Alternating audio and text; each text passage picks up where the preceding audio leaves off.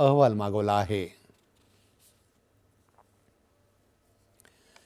रामकृष्ण हरी, ज्ञानोबा तुकाराम अशा जयघोषात संत मुक्ताईच्या पालखीचं जळगावमधल्या कोथळी इथून पंढरपूरकडे प्रस्थान झालं। पालखी मुक्ताईनगर इथं पोहोचल्यानंतर उपमुख्यमंत्री एकनाथ शिंदे यांनी पालखीचं दर्शन घेतलं आणि आरती केली।